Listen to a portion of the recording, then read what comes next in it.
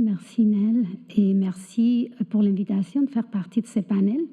Merci à toute l'équipe qui organisait le forum et à vous de rester jusqu'à le dernier panel du forum. Et j'aimerais remercier aussi ma co-autrice, Emilia Gonzalez. Je ne sais pas si elle est dans la salle. OK. Bon, en tout cas, peut-être elle est en ligne. Parce que le travail que je vais présenter aujourd'hui fait partie de sa thèse de maîtrise en psychiatrie à l'Université McGill que j'ai supervisée. Donc, toutes les questions difficiles, je vais les passer à Emilia plus tard. Donc, voici l'espace qui nous accueille, Toteaki, Mounia et Montréal, et qui est un espace qui a été gardé depuis très longtemps par la nation Kanien'kehá:ka en lien avec d'autres Premières Nations, et qui est encore un lieu de rencontre pour nous et pour beaucoup de peuples autochtones, mais aussi des gens qui viennent d'un peu partout dans la planète dont on parle dans ces forums. Donc, c'est important que dans cet esprit de partage et de reconnaissance, que ça s'accompagne avec un engagement à vraiment faire avancer l'équité pour tous, dans le cas les jeunes et les enfants, mais vraiment pour tous les membres de la communauté, dans nos cas ici montréalaises. Voici le plan de la présentation. Je ne veux pas m'attarder sur les questions des chiffres parce qu'on a déjà entendu parler beaucoup, même les déterminants de la santé, puisque Laura a déjà parlé de ça. Je vais présenter brièvement des interventions auprès des jeunes réfugiés pour vous montrer l'exemple d'une étude qui a dû être adaptée à cause de la COVID et que j'espère qu'il va être intéressant pour vous. Donc, selon le recensement 2021, donc le dernier, on sait que parmi les nouveaux arrivants au Canada, environ 28% étaient des enfants et des jeunes. Vous savez les chiffres là. Et la population réfugiée et demandeurs d'asile est encore plus jeune. On voit que ce sont des chiffres avant la pandémie ici au Québec, mais que c'est 1 sur 3 demandeurs d'asile et 1 sur 4 des réfugiés qui ont eu accès à la résidence permanente étaient des enfants, donc de 0 à 17 ans. Donc, une population assez jeune. Voilà, j'aime bien cette citation de Heidi Castañeda et ses collègues parce que, justement, comme Lara vient de présenter, et ça affirme d'une façon, je trouve assez éloquent, comment le statut d'immigration est un déterminant de la santé, mais aussi déterminé par la société. Donc, toutes les questions d'inégalités sociales, inégalités structurelles qui créent des risques et qui limitent les choix des familles immigrantes. Et il y a de plus en plus de données qui montrent que les statuts d'immigration précaire des parents ont un impact sur la santé physique et mentale des enfants dans la famille. Et l'installation est un défi de santé mentale, surtout pour les jeunes qui viennent des pays déchirés par la guerre. Là, pour les gens qui sont plus dans les graphiques, une figure de Lisette Rojas-Torres et de Jennifer Pong qui encore présente une fois l'interconnexion entre les facteurs sociaux, structurels et économiques et souligne qui ont un impact sur le développement et le bien-être des enfants et des jeunes. Il souligne l'importance d'avoir une intervention, une approche écologique et historique. Parce que, justement, ce sont tous ces enjeux sociaux, les économiques, sociopolitiques qui vont avoir un impact sur le bien-être des enfants. À cette figure, la seule chose que j'ai ajoutée pour des questions des droits d'auteur, il faut que je le dise, c'est ici et en bas, et c'est la période prénatale, parce qu'on a pas mal de données qui montrent que même pendant la période de la conception et puis la période prénatale, un impact significatif sur le développement du fœtus. Voilà. Donc, la COVID est arrivée et comme un peu partout dans le monde, afin de réduire la propagation du virus, le gouvernement du Québec, en mars 2020, a déclaré l'urgence de santé publique et a mis en place toutes les mesures d'éloignement physique. On a pas mal de données maintenant qui nous montrent que les familles qui vivaient dans des quartiers plus défavorisés, certainement ici à Montréal, mais un peu partout dans le monde vraiment, étaient particulièrement exposées au virus par des questions des logements surpeuplés, il y avait un nombre plus élevé des travailleurs essentiels, et ça, en plus, avec la fermeture des écoles et la fermeture de toutes les activités parascolaires et communautaires, ont eu un impact sur le bien-être des enfants, une augmentation de l'isolement social et le stress scolaire, questions de santé mentale.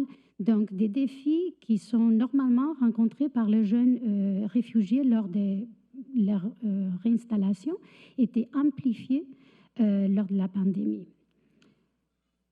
Et, est-ce que ça avance? Voilà. Donc, dans ces contextes, je fais une petite pause pour montrer comment il y a eu, pendant la dernière année, la dernière décennie, et plusieurs interventions pour justement des enfants et des familles immigrantes et sur des questions pour faciliter l'adaptation des questions de santé mentale.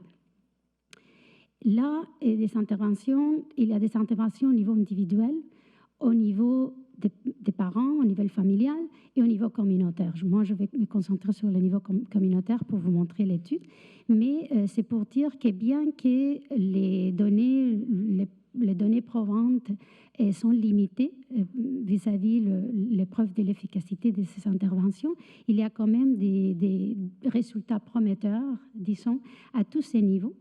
Et il y a quand même des défis qui ont fait les chercheurs arrêter, penser, des défis, pas seulement des ressources, surtout pour les interventions au niveau individuel, mais aussi des questions de stigmatisation pas voulues pour certains groupes ethnoculturels. Et c'est pour ça que les interventions communautaires, surtout dans les cadres des écoles, ont eu de l'avance et des arts créatifs et toutes ces interventions, j'ai mis justement comme exemple ERIT, l'équipe de recherche en intervention et intervention transculturelle qui est dirigée par la Dr Cécile Rousseau à l'Université McGill et qui intervient dans les écoles. On peut parler de ça plus tard si jamais ça vous intéresse. Et voilà, dans les dernières... normalement, les chercheurs avaient une perspective assez axée sur les risques et les résultats et les processus négatifs. Et en pensant que le stress qui était lié à l'occulturation allait avoir comme résultat des problèmes psychologiques et des difficultés d'adaptation chez les jeunes immigrants.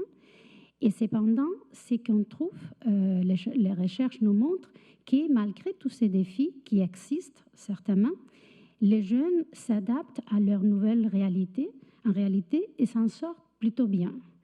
Donc là, et c'est là qu'il a parlé de Healthy Immigrant Effect. Mais on a les deux choses, mais en général, les jeunes, pas tous, mais arrivent pour s'adapter.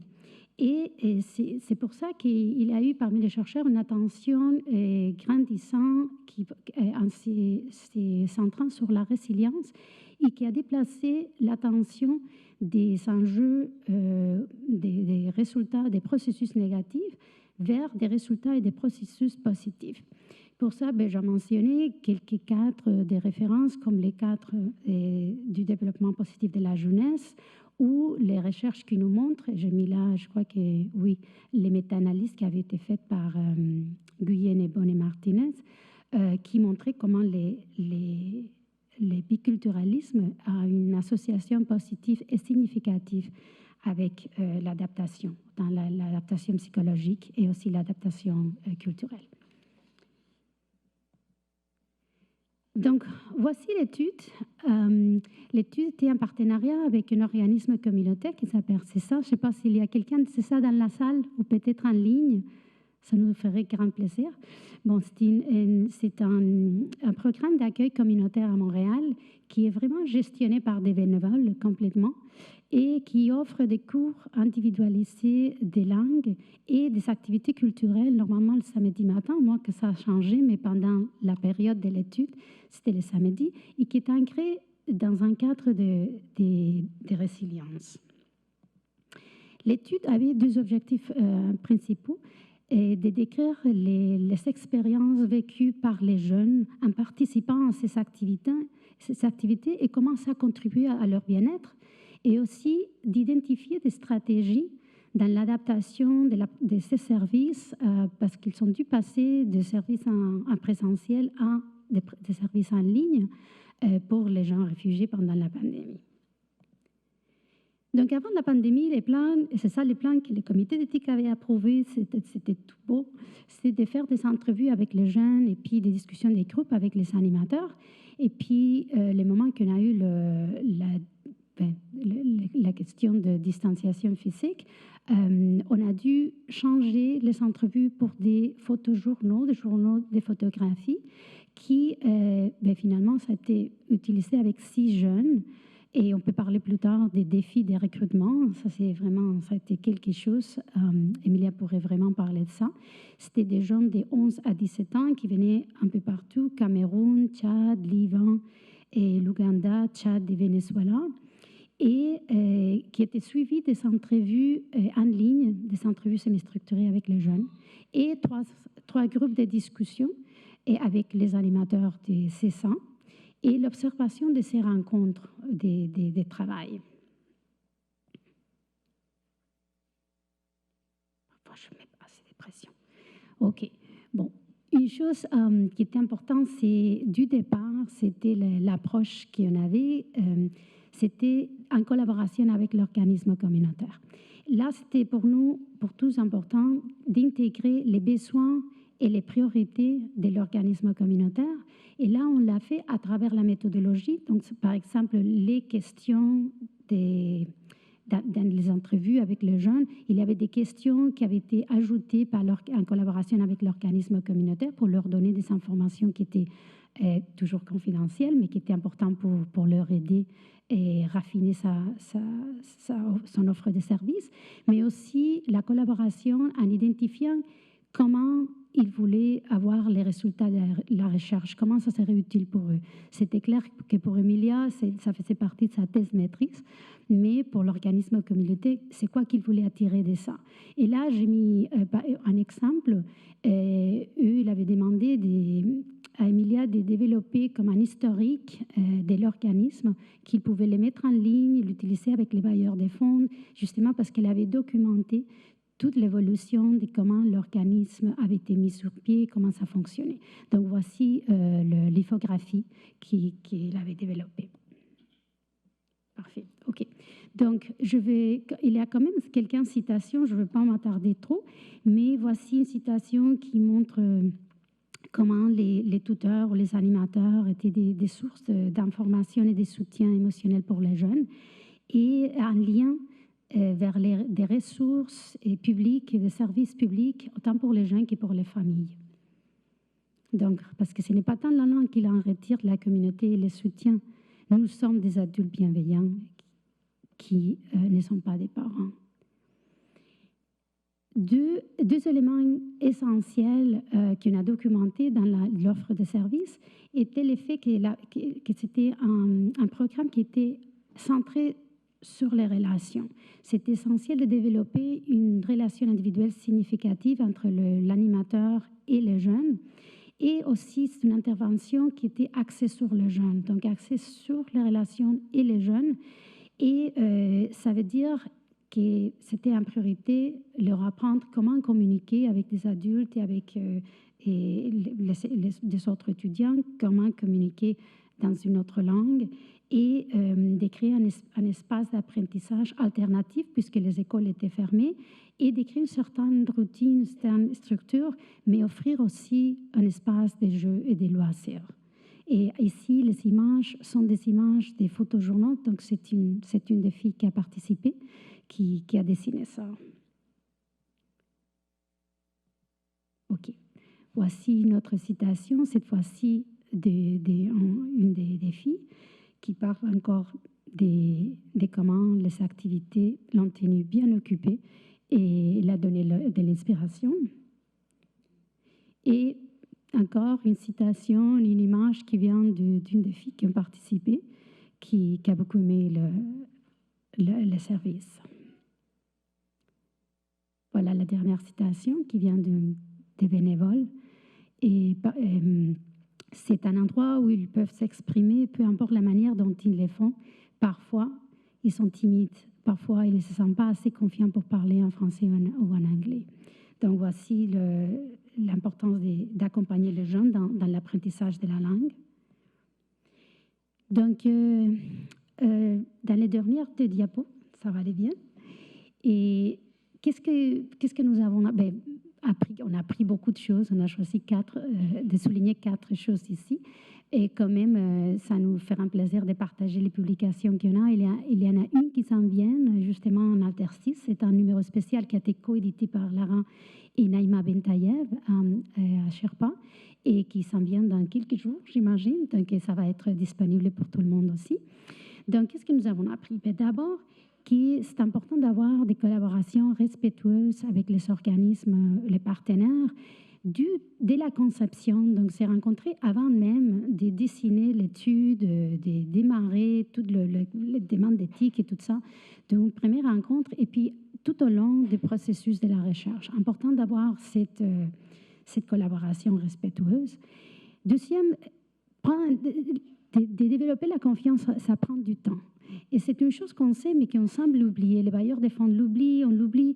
Et lorsqu'on prépare nos budgets, nos calendriers, tout ça, on oublie que ça prend du temps de créer des relations de confiance, autant en personne qu'en ligne. Dans le cadre de la recherche de Mme Gonzalez, c'était important qu'elle partageait la langue, elle parlait plusieurs langues, qu'elle-même avait vécu l'expérience de réinstallation au Québec. Ça a aidé à bâtir des ponts, c'était important. Et elle est beaucoup plus jeune que moi aussi, je crois que ça a aidé aussi. Mais en tout cas, c'est pour dire qu'il y a quand même des éléments qui peuvent aider avec cette relation de confiance, mais ça prend quand même du temps. Il avait passé, avant que la COVID frappe, elle avait quand même participé pendant le 2019 à des activités hebdomadaires. Donc, elle avait commencé à avoir un rapport personnel, mais bien sûr, on a dû passer en ligne. Et la communication continue, virtuelle et en personne est important. Rencontrer les gens où ils sont. Et là, pour les services, comme je dis, les sessions commencent toujours à voir d'où il vient, quels sont ses besoins. Et la session est adaptée aux besoins et aux intérêts des jeunes. Et tout au long de la pandémie, ils ont encouragé les participants à prendre des rôles plus actifs. Et du côté de la recherche, de rencontrer les gens où ils sont. Et ça, par exemple, ça se démontre en utilisant des médias différents. Donc, les gens pouvaient choisir soit d'écrire, soit de dessiner, de prendre des photos. Donc, c'était à eux le choix. Et finalement, les méthodes visuelles, et là on peut parler plus tard si ça vous intéresse, parce que j'ai pas mal de recherches qui utilisent des méthodes visuelles, nous ont aidé à bâtir ces rapports, faciliter la communication et garantir un consentement valide tout au long de la recherche et d'équilibrer les différences de pouvoir qui existent toujours entre les chercheurs et les jeunes, les adultes et les jeunes. Et c'est là, les jeunes étaient propriétaires de son travail, ils décidaient quoi nous montrer, ils décidaient quoi nous laisser utiliser pour l'étude. Donc vraiment, c'était à eux. Et voilà, dernière diapo. Pour mieux répondre, c'est quelques implications pour mieux répondre au bien-être des jeunes réfugiés. D'abord, j'ai déjà souligné l'importance d'établir, de maintenir des partenariats entre les universités et les organismes communautaires, mais aussi avec les différents secteurs, et des partenariats qui profitent à tous les parties et dans toutes les phases de l'étude. La deuxième, c'est d'axer sur les jeunes et sur les relations. Vraiment, c'est essentiel pour pouvoir s'adapter à la situation du COVID. Cette flexibilité est venue justement du fait que les services étaient ancrés dans les relations et dans les jeunes. Et finalement, de donner la priorité aux jeunes qui ont des perspectives précieuses et qui peuvent aider autant à la recherche qu'au programme pour éclairer l'élaboration et la mise en œuvre des services. Donc, voilà, c'est tout. Et nos courriels, ça nous fera un plaisir de répondre à votre question si jamais on arrive aujourd'hui. Merci.